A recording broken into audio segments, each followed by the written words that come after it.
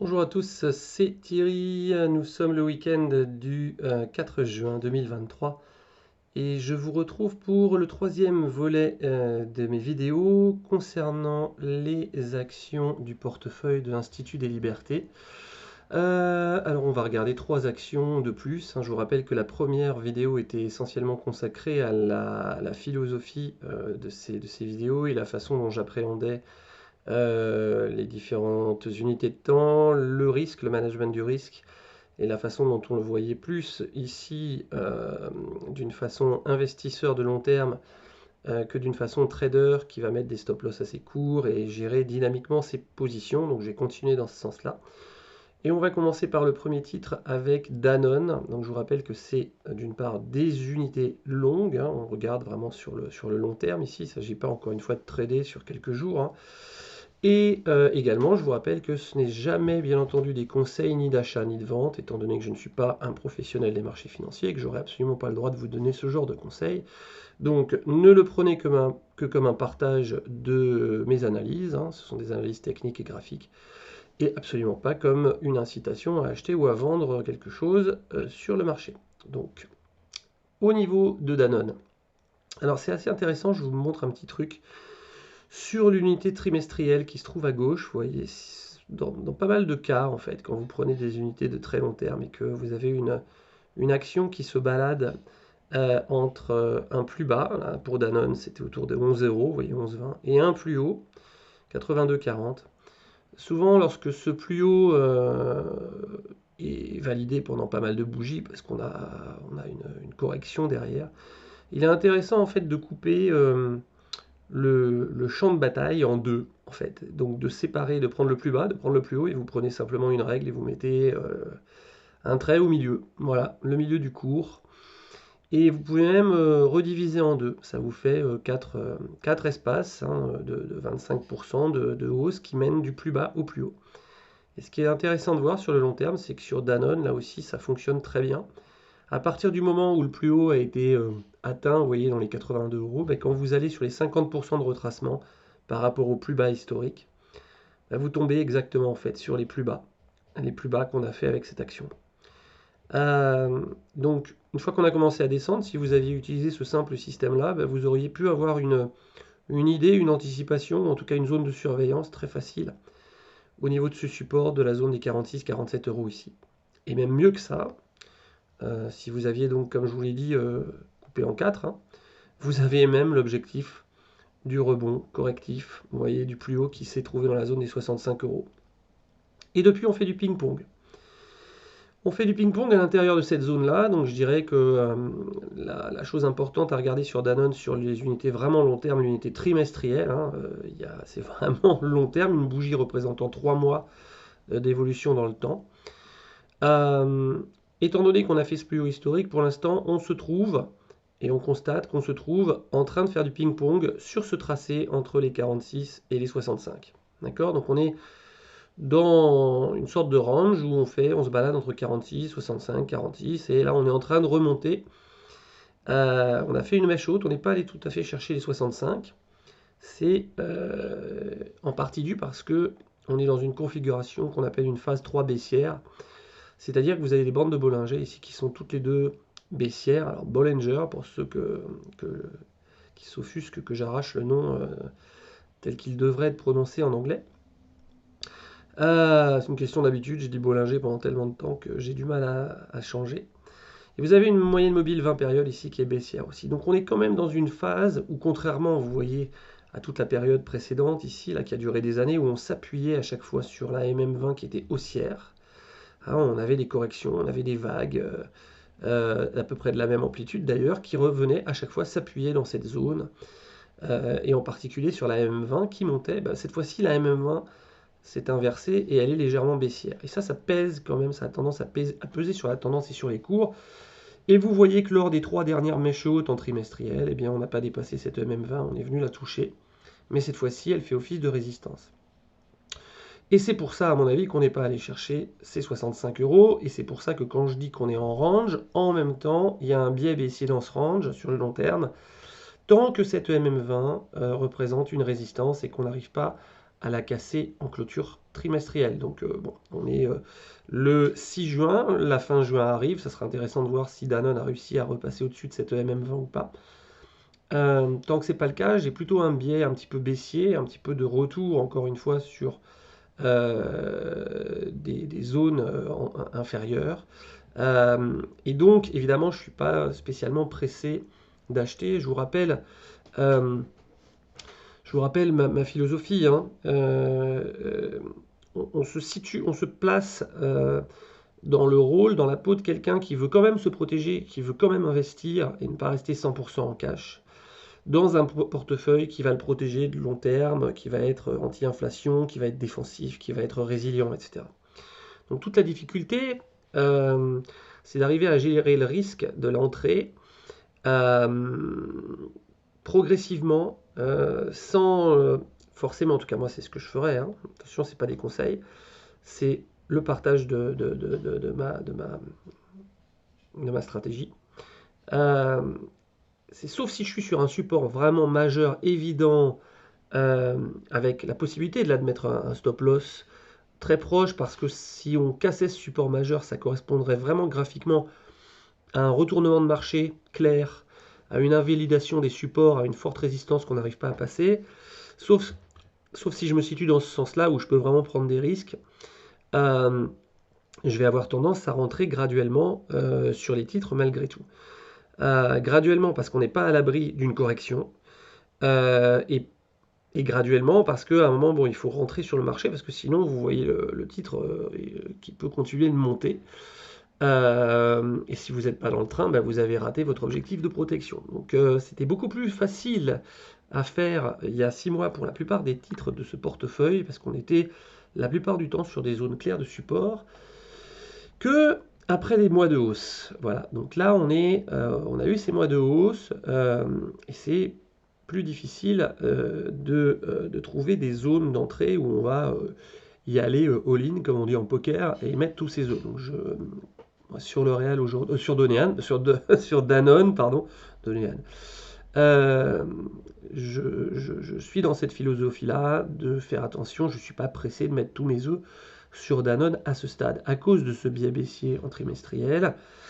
Et à cause du fait, j'aurais dû rester en mensuel ici à droite d'abord, sur l'unité inférieure, à cause du fait que on va rentrer dans des petits détails techniques de mon univers, mais vous voyez, vous avez un cycle ici qui est un petit peu la direction du vent, le momentum par rapport à l'évolution des cours. Et donc, lorsque ce cycle ici est arrivé en zone de surachat, ça veut dire qu'il y a des chances maintenant que le pain blanc de la hausse ait déjà été consommé. Vous avez de belles bougies, la magnifique bougie, qui ont cassé une résistance oblique baissière, hein, sur Danone, qui nous ont propulsé au-dessus de la moyenne mobile 20 périodes et au-dessus de la moyenne mobile 200 périodes en unité mensuelle. Très bien.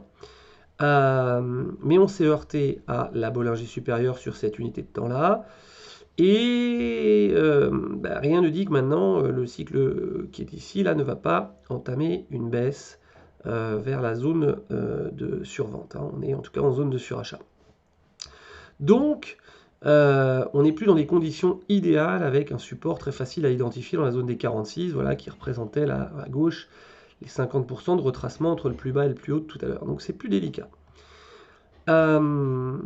J'ai pas de support évident à l'endroit pile où on se trouve sur l'unité mensuelle, parce que vous voyez que la MM200, on la traverse dans un sens et dans l'autre sans vraiment s'en soucier.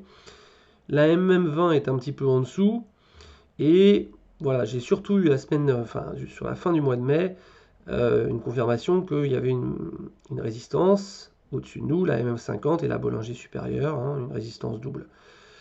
Et on a quand même une bougie qui fait une sale tête, hein, en mensuel sur le mois de mai. Donc avec tout ça, pas spécialement enclin à rentrer fortement sur le titre en ce moment, plus enclin à être en surveillance, hein, à attendre quelque chose, sauf, encore une fois, si vous avez la possibilité de gérer plus dynamiquement votre portefeuille et de regarder les lignes au moins une fois par semaine. Si vous pouvez faire ça, à ce moment-là, vous allez regarder l'unité hebdomadaire, et vous allez voir qu'en unité hebdomadaire, on est également dans une phase 3, mais cette fois-ci haussière, au niveau des bandes de Bollinger. Vous voyez qu'elles sont haussières toutes les deux. On a une moyenne mobile 20 périodes qui s'est retournée à la hausse, elle, d'accord? Dans ce cas-ci, elle est haussière. Et on a des cours qui, après avoir fait leur première vague de hausse ici, sont venus se réappuyer sur le niveau de la MM20. Donc ça, souvent, c'est des configurations très classiques en termes de trading et de respiration de marché quand on est dans une tendance haussière. Cette tendance elle-même est constituée par une ou plusieurs vagues, souvent donc plusieurs vagues en fait haussières avec des corrections. Et tant qu'on n'a pas cassé la MM20 qui elle-même est haussière, on considère que la tendance est toujours valide et que c'est une zone de surveillance et peut-être d'opportunité de renforcement. Donc vous voyez qu'en fait on s'y trouve. Donc si vous avez la possibilité en hebdo d'aller regarder tous les week-ends où on se trouve en clôture et si cette MM20 tient, ok, il y a sans doute une possibilité là de rentrer dynamiquement, sachant que le cycle ici, vous voyez, sur cette unité de temps là en hebdomadaire, lui par contre est descendu en zone de survente, hein, on n'a pas la même évidemment synchronicité des cycles selon l'unité de temps. Donc, on est dans un endroit intéressant pour jouer éventuellement un rebond de Danone, mais à condition de pouvoir gérer ça dynamiquement et à condition d'être prêt à voir et à assumer une petite perte et à ressortir. Donc là, on est déjà plus dans un esprit de trading. Si par exemple les cours continuaient de descendre, de clôturer en dessous de la MM20, peut-être en dessous de la mèche basse, vous voyez qu'on a faite cette semaine. Si vous êtes capable d'être dans cette dynamique un petit peu plus trading que investisseur long terme, à ce moment-là, voilà, vous avez la possibilité de vous dire, tiens, on a une zone support sur l'hebdo. Encore une fois, si je me place dans la philosophie que j'ai donnée dans la première partie de la vidéo consacrée à ce portefeuille, où je suis vraiment un investisseur de long terme qui s'intéresse peu finalement aux variations des cours, mais qui veut quand même éviter d'être dans un épisode où je risque d'acheter au plus haut et de mettre tous mes œufs dans le même panier, etc. Bon, les cours de Danone actuels sur les unités mensuelles et trimestrielles sont plus dans une phase d'attente, de neutralité, avec un biais légèrement baissier même en trimestriel, où je ne vais pas courir absolument après ce titre. Et en tout cas, si je commence à prendre position graduellement, dans une optique vous savez, il y a des gens qui pratiquent l'achat, par exemple, d'une petite somme tous les mois ou toutes les périodes régulièrement pour lisser et pour moyenner un petit peu le cours d'achat. Bon, je me situerai à ce moment-là plus dans cette optique-là en me disant, bon, on est entre deux, hein, on est vraiment entre une résistance MM20 trimestrielle et haut de range et un support évident ici dans la zone des 46. Voilà, donc voilà, encore une fois, au cours actuel sur les unités très longues, sauf à pouvoir gérer tous les week-ends la position, on n'est pas dans une situation très très confortable sur Danone. Voilà, sauf si voilà, on regarde, on fait bien attention à ce qui se passe au niveau de la MM20 hebdo. Et là, oui, il y a une zone intéressante à regarder, mais ça demande encore une fois de suivre toutes les semaines votre ligne et d'être prêt à couper votre position avec une petite perte si jamais le scénario est invalidé et qu'on enfonce et qu'on continue de faire de nouveau plus bas dans les semaines qui viennent. Je passe en deuxième valeur analysée cette semaine, Sodexo. Sodexo, vous voyez, j'ai repris ce que je vous disais sur Danone. Vous prenez le plus bas historique, hein, qui était 4 euros. Vous allez prendre le plus haut, qu'on a touché en 2017, et vous coupez en deux. Et quand vous coupez en deux, vous voyez que ça correspond effectivement à une zone de polarité horizontale ici, et puis également au retour. Alors on a eu, si vous voulez, on a enfoncé cette zone précise des 64, vous voyez, on l'a enfoncé du trait du crayon, et même plus que ça en prenant les mèches basses. Mais des mèches basses, qu'est-ce que c'est en chandelier japonais? Ce sont des réactions haussières. Donc ce sont des zones où les bols se manifestent et renversent la tendance, et remontent, et finalement en fin de période, on se retrouve très très proche de cette zone des 64. Donc c'est quelque chose d'approximatif, là sur Sodexo, vous voyez que ça marche un peu moins précisément que sur Danone, mais c'est quand même assez intéressant de voir qu'il y a une zone de polarité là-dessus, parce que ici, en fait, finalement, vous voyez, si graphiquement j'avais regardé que ça, je l'aurais mis un peu plus bas ma zone. Je l'aurais mis ici parce que sur les 56-57, ça correspond à des mèches basses, et ça correspond également à deux zones de top là, hein, à 56. Donc elle est aussi valable celle-ci. Hein, on a une zone de polarité sur les 56. Mais c'est intéressant de voir qu'en coupant le périmètre en deux, on a une autre lecture un petit peu différente du marché. On voit qu'en fait, les mèches basses qui sont ici, l'enfoncement de la zone des 64, elle a été enfoncée par finalement le mouvement de panique extrêmement fort qu'a suscité la crise du Covid. D'accord. Donc on a eu un énorme mouvement baissier ici en une seule bougie trimestrielle, donc ça a tout enfoncé, y compris momentanément ce support des 64, mais finalement très vite on s'est stabilisé, on est revenu à son niveau et après au-dessus. Et lorsqu'on est revenu tester cette zone, c'est pas les 56 qu'on est allé chercher, c'est bien cette zone des 64. D'accord. Et vous l'aviez également ici en zone de polarité. On est venu la heurter plusieurs trimestres et puis après, quand on l'a franchi, on a eu un pullback et on est revenu s'appuyer précisément sur cette zone des 64. Donc en fait, on se rend compte en le mettant comme ça, en coupant en deux, hein, sur le plus haut et le plus bas, chose qu'on n'aurait pas forcément vue comme ça visuellement de façon évidente, en traçant le graphe, en cherchant à relier des points hauts et des points bas, qu'on a une zone de polarité qui est beaucoup plus intéressante à suivre, à mon avis, qui est sur les 64 sur le long terme, parce que elle relie finalement du ping-pong bien plus récent, hein, qui commence ici vers 2014. Première zone d'appui, deuxième zone d'appui enfoncée à cause du Covid, mais très vite on revient dessus et on la revalide en support, et on la revalide en support une nouvelle fois ici. Donc pour moi, zone de polarité, zone de support de long terme tout à fait valable. Et donc ensuite on redivise encore en deux champs comme je l'ai fait.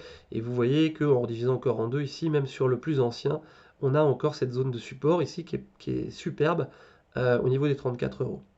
Et à l'intérieur de ça, on a un deuxième élément qui est ce couloir haussier. Voilà, on a un couloir haussier de long terme, et un petit peu comme sur le CAC. Vous voyez que dès qu'on le dépasse, on a tendance à avoir des forces de rappel très vite qui se manifestent, enfin très vite, en quelques bougies, donc c'est pas très vite puisqu'on est en unité de temps trimestrielle, mais sur cette UT, quelques bougies suffisent à avoir une forte force de rappel qui nous renvoie à l'intérieur de ce couloir, et également à la baisse en fait, puisque dès qu'on enfonce le bas de ce couloir, finalement on est réaspiré vers l'intérieur. Et donc, à quoi ça sert de vous dire tout ça au lieu de vous dire tout de suite voilà le support? Eh bien ça sert à cadrer vraiment le terrain de jeu sur Sodexo et voir où on se trouve au niveau des cours par rapport à ce couloir. Et vous voyez que même si on est en tendance haussière, même si on a 3 bougies magnifiques sur Sodexo, puisqu'on était parti de 65, on est déjà au-dessus des 100 euros. On approche désormais évidemment de ce haut de couloir, et puis voilà, d'une autre zone de résistance, ici bien entendu, manifestée par les plus hauts trimestriels, que j'ai reporté ici à droite sur l'unité mensuelle, hein, que vous voyez dans ce rectangle vert. Donc certes, on est dans une tendance haussière, on n'a pas eu de retournement baissier, on est en train de faire des plus hauts à chaque fois. Mais je vais vous dire la même chose que sur Danone. Je ne suis pas pressé de mettre tous mes œufs dans le panier d'une action au moment où on arrive, où on approche en tout cas à quelques pourcents près, d'une zone de résistance bien identifiée sur des unités longues. Hein. Imaginez que j'achète maintenant et puis qu'on fasse un petit chapeau vers 106, 107 et que là on bute 2-3 bougies et puis qu'on redescende vers 80. Quand même pas génial. Ma protection là en termes de risque, puisque je suis dans le profil d'un investisseur qui veut quand même protéger un peu son capital, je ne sais pas si psychologiquement je vais avoir les nerfs de tenir une perte de 20-25% potentielle si jamais le marché décide de nous faire encore un mouvement de yo-yo. Hein. On peut très bien avoir une récession annoncée, actée sous peu, et puis un retournement des marchés pour des raisons X, Y, Z.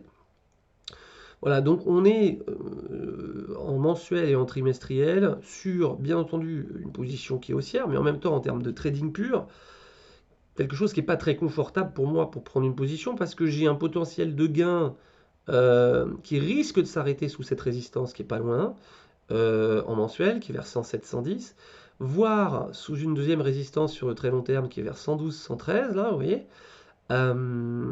Et par contre, si jamais il y a une correction, le support, il n'y en a pas énormément. Alors il y en a un, c'est le premier qui m'intéresserait éventuellement pour voir s'il tient. Ça serait qu'on retourne vers les 94, parce que les 94, c'est toujours pareil, hein, je sépare mon terrain en quatre bandes. Et là, on est clairement dans la bande supérieure. Si on revient s'appuyer sur ces 94, puisqu'on voit que 34, première zone de polarité horizontale, elle fonctionne, elle existe, elle a un sens. 64, comme je viens de vous l'expliquer, pardon, depuis le début de la vidéo. Je dois prendre un verre d'eau là, excusez-moi. J'ai avalé un truc, ça va mieux. Ouf. Donc voilà, on est comment dirais-je, sur des zones de polarité qui, a priori, font que les 94 pourraient servir de zone de support.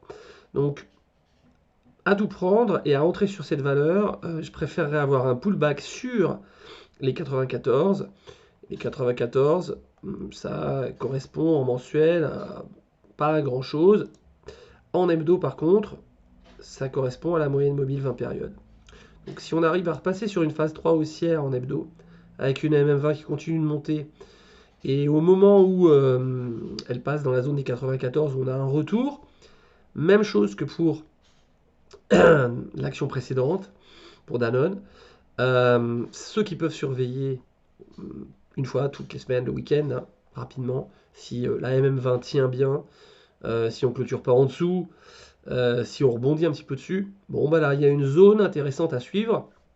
Pas de conseil d'achat, simplement ça c'est une décision personnelle.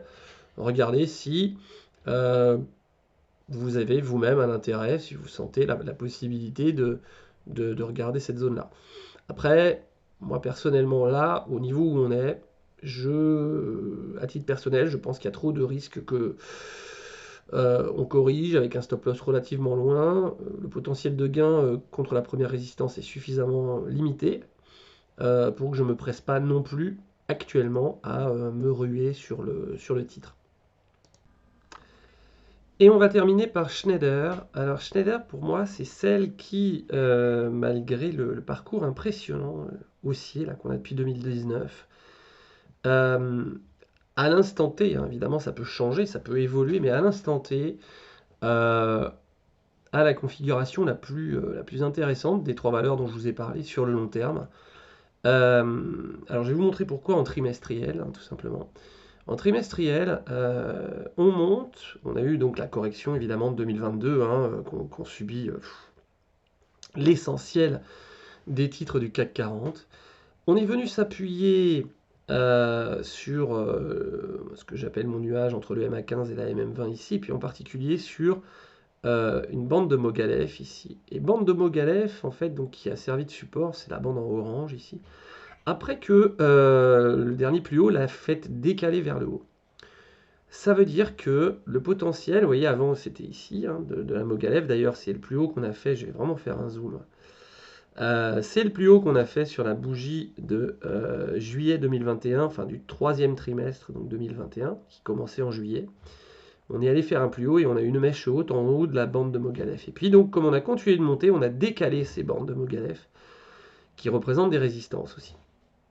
Et en tout cas, une enveloppe de volatilité probable dans laquelle les cours risquent de faire du ping-pong et de passer la plupart de leur temps jusqu'à ce qu'elles décalent à nouveau. Donc, support et résistance. Support en dessous, résistance en bas. Vous voyez à quel point le décalage a été pertinent, dans le sens où cette bande qui était ici est montée. Et donc, on a décalé vers le haut les deux bandes. Et quand on est revenu corriger, eh bien, le support, ça a été la bande de Mogalef décalée vers le haut. Donc moi, je respecte beaucoup ces bandes de Mogalef, hein, au moins autant que les bandes de Bollinger classiques. Et vous voyez que cette bande de Mogalef, là-haut, maintenant, elle est à 200 €. Donc elle nous donne du champ. Elle est au-dessus de la résistance précédente qui était à 150. Donc on a un potentiel, on a une belle montée, on a une phase 3 haussière en trimestriel. On est allé s'appuyer même pas sur la MM20, mais vraiment sur le MA15, ici, avant de repartir à la hausse. Et puis surtout, regardez ce mouvement. Donc, vague de hausse, je zoome. Vague de hausse, correction baissière, et on repart à la hausse. Regardez par rapport à ça ce que nous fait le cycle qui est ici. On a une vague de hausse, on part en surachat, on redescend quasiment en zone de survente. Et les prix, eux, ont corrigé quoi, de 50%, même pas de la vague de hausse totale. On a corrigé de 50%. On vient s'appuyer sur une MM20, EMA15 qui sont haussières. Et là, on a un petit signe, il faudra regarder fin juin. On a un petit signe que le cycle est en train de se retourner à la hausse, donc avec un potentiel de plusieurs bougies trimestrielles, on retournerait vers la zone de survente avec le vent dans le dos, c'est-à-dire en faveur des haussiers. Et puis on a un dernier signal qui est retournement haussier de la MACD, ici avec un début de croisement. Attention, la bougie n'est pas terminée. Donc il faudra actualiser ce graphe fin juin et regarder où on en est. Mais en tout cas, on a un potentiel peut-être sur cette valeur pour dépasser les plus hauts et considérer que même en trimestriel, finalement, on a eu une première vague de hausse ici, une correction, hein, on va dire d'à peu près 50%, et puis une deuxième vague qui va peut-être dépasser les plus hauts qu'on a fait en 2022. Donc je trouve ça assez prometteur sur Schneider. Encore une fois, je n'aime pas du tout essayer de prendre un train en marche, essayer d'acheter dans une fusée qui est déjà en train de monter, un train qui a quitté la gare. Et là, c'est exactement ça. Donc même en tant qu'investisseur, même avec de la prudence, si j'ai rien du tout aujourd'hui, si je suis entièrement en cash et que ma question c'est est-ce que je rentre là tout de suite parce que j'ai envie de me protéger sur Schneider, même avec un parcours comme ça aussi, moi, mais ça ne regarde que moi, j'ai du mal. Hein. J'ai du mal parce que je me dis, il peut y avoir un trou d'air. Je préfère attendre. L'expérience que j'ai en trading me montre que celui qui est trop impatient rate des opportunités. S'il avait attendu un petit peu, en fait, il y aurait eu une correction après, comme vous avez vu là, par exemple, hein, en 2022. Imaginez, je suis sur Schneider en 2021, là, au troisième trimestre, je me dis, oh, on est à 140, c'est beau, ça monte, j'ai que des bougies vertes. Finalement, oui, on monte à 180, mais j'aurais attendu un an de plus et j'aurais pu l'acheter à 110. Donc, il y a toujours des corrections. Voilà, il y a toujours des corrections. Hein. Les arbres ne montent pas jusqu'au ciel et les cours ne progressent jamais que en ligne droite, de manière infinie. Il y a toujours des corrections. Donc on pourrait très bien en avoir une nouvelle sur Schneider malgré tout. Et moi, j'ai plus la psychologie à attendre des corrections pour rentrer sur des supports qui sont validés, qui sont solides. Donc là, sur Schneider, je vais aller regarder l'unité mensuelle. Et je me dis que, vu la force de la valeur, j'ai deux supports. J'ai un support vraiment évident de très long terme, mais je ne sais pas si on va y retourner. Mais c'est le plus sûr, c'est le plus clair pour moi au niveau graphique. C'est celui de la RET 90. Le RET 90, RET 90, c'est la moyenne entre le plus bas et le plus haut des 90 dernières bougies. Donc c'est la ligne verte ici sur mon dessin. Et vous voyez que on peut partir de février 2016, là la petite ligne verte, elle est ici. Elle joue le rôle de support. On monte, hein, la ligne verte monte au fur et à mesure que les cours montent évidemment, et elle rejoue le rôle de support 3 fois de suite en décembre 2018. On continue de monter et elle rejoue le rôle de support en 2020, sauf évidemment le mois de mars 2020 où là il n'y a plus rien qui tenait, c'était la crise du Covid, le crash du Covid. On va pas revenir dessus, pour moi c'est un épiphénomène tellement violent que c'est pas quelque chose qui remet en cause la validité d'un support comme ça. Donc, le reste du temps, les deux autres bougies, pareil, ça a tenu parfaitement. Et puis regardez en 2022, on retrouve le RET 90 et il est encore là. Donc tous les 2 ans à peu près, vous avez un retour sur le RET 90 et le RET 90 monte, il progresse avec les cours. Donc pour les plus prudents, dont je fais partie, j'aime bien alléger quand ça monte et puis reprendre position lorsqu'on s'approche du RET 90. Si je suis un petit peu plus pressé, étant donné que j'ai une belle configuration haussière, je vais m'intéresser à la moyenne mobile 20 périodes en mensuel et me dire si j'arrive au contact de la MM20 ou proche de la MM20 et que ça tient bien au niveau hebdomadaire derrière, en particulier qu'en hebdomadaire on reste plus ou moins dans ce couloir presque biseau, vous voyez ici, bon, si j'approche de la zone support, pourquoi pas regarder, donc ça serait autour des 150. Hein. Là on est 10% au-dessus, c'est déjà un petit peu tard pour moi. Voilà, après ça ne fait évidemment que me concerner, je ne fais que vous partager des avis. Je vais un peu au-delà de l'analyse technique en vous disant ma philosophie, pourquoi je rentre, dans quel profil, mais encore une fois, c'est pas un conseil, c'est juste un partage d'informations. Donc après, vous faites comme vous voulez. Voilà, écoutez, je pense que ce sera tout pour cette vidéo qui va bientôt faire 30 minutes. Et je vous dis à la prochaine pour la dernière série, puisqu'on aura fini de voir l'ensemble des 10 valeurs du portefeuille de l'Institut des Libertés. Je vous souhaite d'excellents trades, de bons investissements et restez prudents.